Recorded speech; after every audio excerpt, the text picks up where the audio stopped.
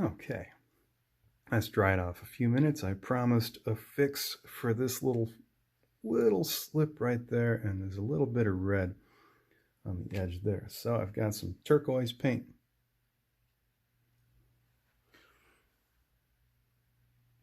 So starting with the problem area.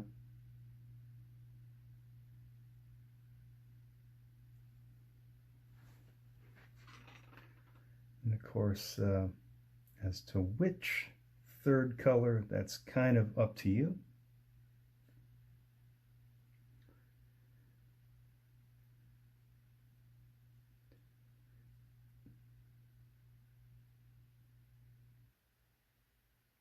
Some villages prefer a straight blue, some like more of a green.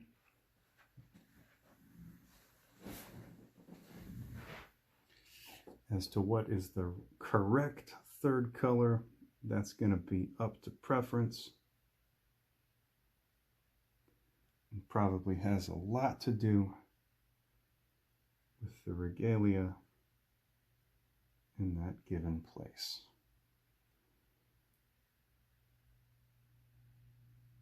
So in Metlakatla, largely due to the way we're taught, really not much thought is given to this. Most everything you see is red and black.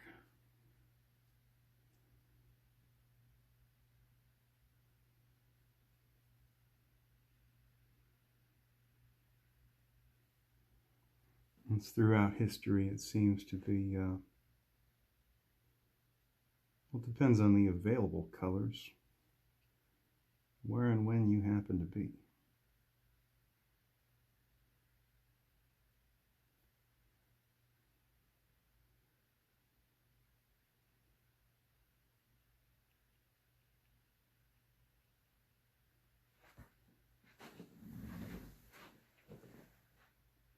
And then right up to the line.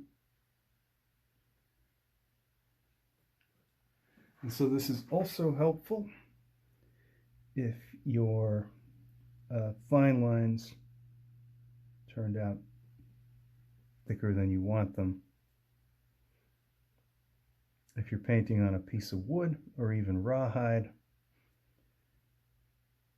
and you get a little too much on there, you can just wait for it to dry and scrape away the excess paint.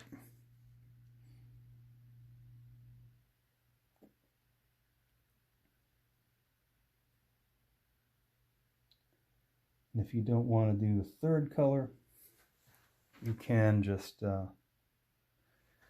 match whatever your background color is and use that.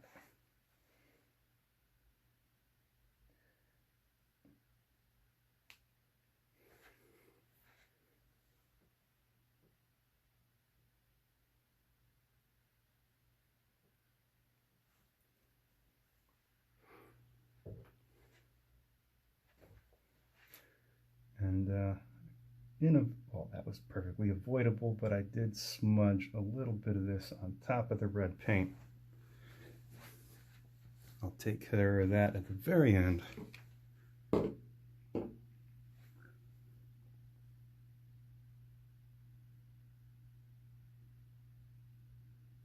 So I'm moving all around the table, standing and sitting, for the sake of keeping the painting in the shot.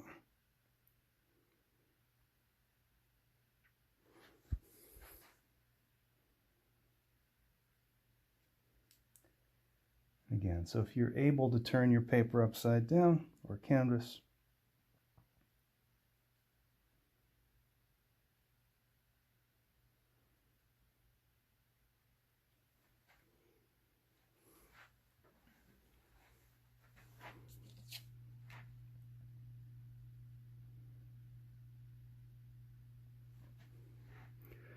and so we do need to pay conscious attention to our blue-green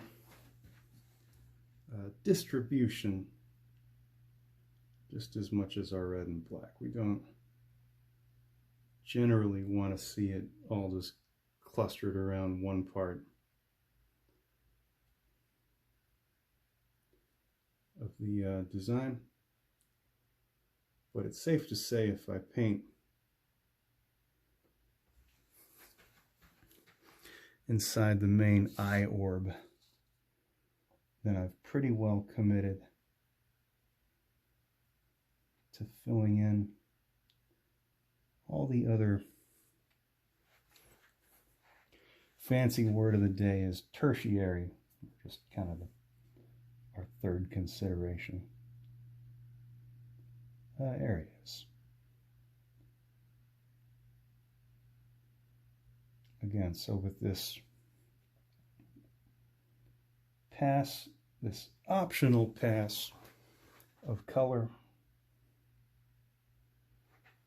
we are painting in between the form lines.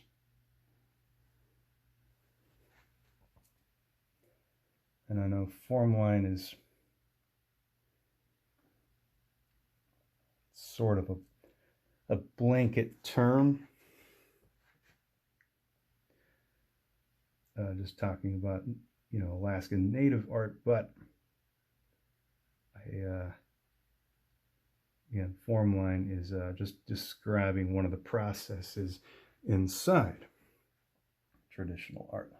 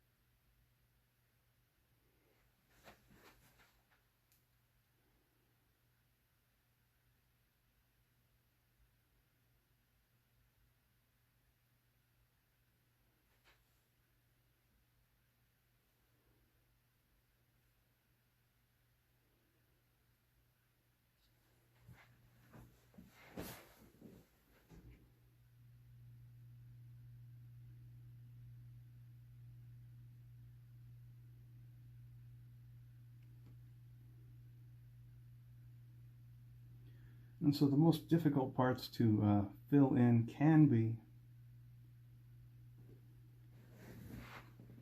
say, painting this sliver right up to there without covering up any of the red and black. We go over the edges sometimes a little bit, but that's okay because we still need another coat of red.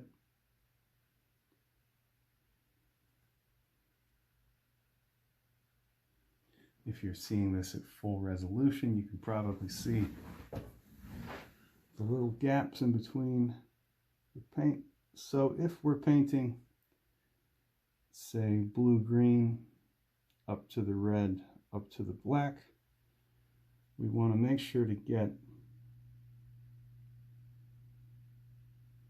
any little bits of the background color that could be showing through.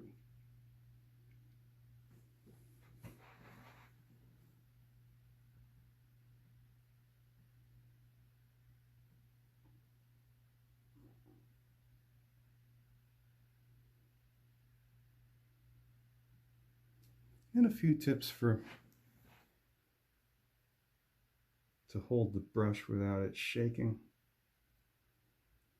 Find what I call a sort of natural grip. You know, you want to be able to hold and move the paintbrush without squeezing, because squeezing and extra force can result in shaking. It's also important to have enough light.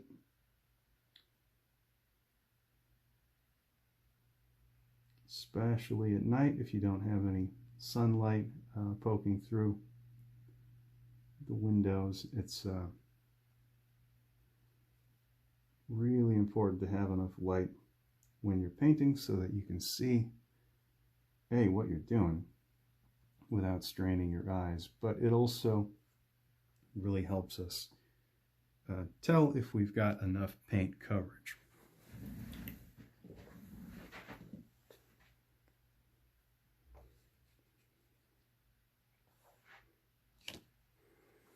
Okay.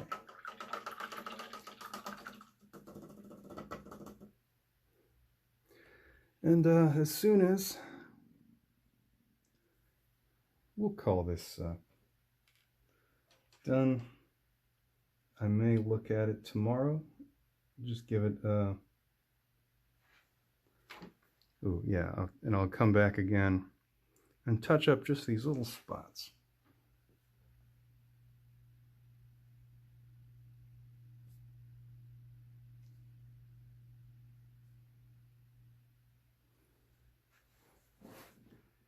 And do provide some kind of signature.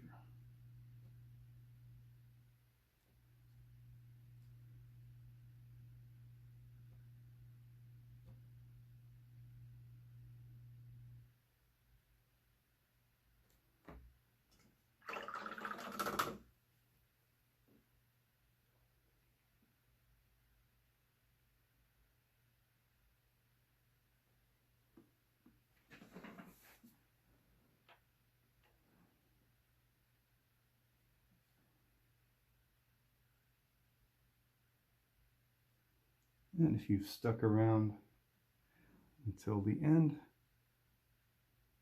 thanks for watching. We'll see you next time. Be sure to smash that like button.